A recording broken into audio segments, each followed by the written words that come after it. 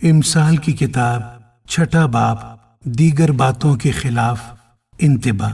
اے میرے بیٹے، اگر تو اپنے پڑوسی کا ضامن ہوا ہے، اگر تو ہاتھ پر ہاتھ مار کر کسی بیگانہ کا ذمہ وار ہوا ہے تو اپنے ہی منہ کی باتوں میں پھنسا، تو اپنے ہی منہ کی باتوں سے پکڑا گیا۔ سو اے میرے بیٹے، چونکہ تو اپنے پڑوسی کے ہاتھ میں پھنس گیا ہے، اب یہ کر اور اپنے آپ کو بچا لے۔ جا خاکسار بن کر اپنے پڑوسی سے اصرار کر، تو نہ اپنی آنکھوں میں نیند آنے دے اور نہ اپنی پلکوں میں جھپکی۔ اپنے آپ کو ہرنی کی مانند صیاد کے ہاتھ سے اور چڑیا کی مانند چڑی مار کے ہاتھ سے چھڑا۔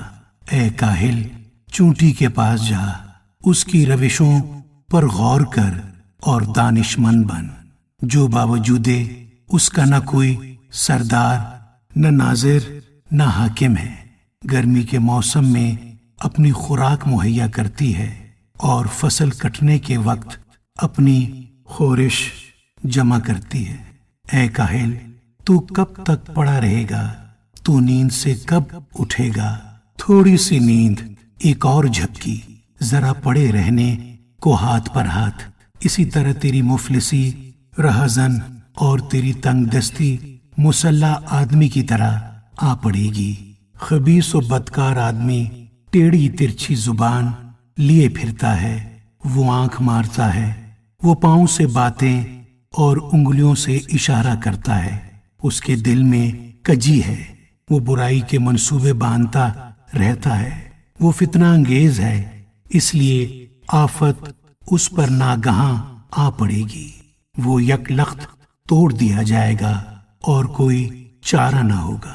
6 چیزیں ہیں جن سے خداوند کو نفرت ہے، بلکہ 7 ہیں جن سے اسے کراہیت ہے: اونچی آنکھیں، جھوٹی زبان، بے گناہ کا خون بہانے والے ہاتھ، برے منصوبے باندھنے والا دل، شرارت کے لیے تیز رو پاؤں، جھوٹا گواہ جو دروغ گوئی کرتا ہے اور جو بھائیوں میں نفاق ڈالتا ہے، زناکاری کے خلاف انتباہ۔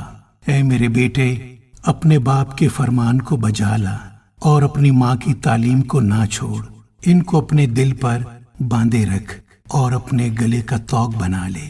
یہ چلتے وقت تیری رہبری اور سوتے وقت تیری نگہبانی اور جاگتے وقت تجھ سے باتیں کریں گی، کیونکہ فرمان چراغ ہے اور تعلیم نور، اور تربیت کی ملامت حیات کی راہ ہے، تاکہ تجھ کو بری عورت سے بچائے، یعنی بیگانہ عورت کی زبان کی چاپلوسی سے۔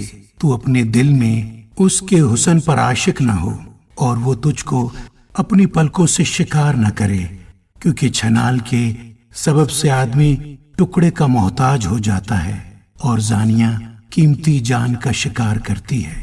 کیا ممکن ہے کہ آدمی اپنے سینہ میں آگ رکھے اور اس کے کپڑے نہ جلیں، یا کوئی انگاروں پر چلے اور اس کے پاؤں نہ جھلسیں؟ وہ بھی ایسا ہے جو اپنے پڑوسی کی بیوی کے پاس جاتا ہے، جو کوئی اسے چھوئے بے سزا نہ رہے گا۔ چور اگر بھوک کے مارے اپنا پیٹ بھرنے کو چوری کرے تو لوگ اسے حقیر نہیں جانتے، پر اگر وہ پکڑا جائے تو 7 گنا بھرے گا، اسے اپنے گھر کا سارا مال دینا پڑے گا۔ جو کسی عورت سے زنا کرتا ہے وہ بے عقل ہے، وہی ایسا کرتا ہے جو اپنی جان کو ہلاک کرنا چاہتا ہے۔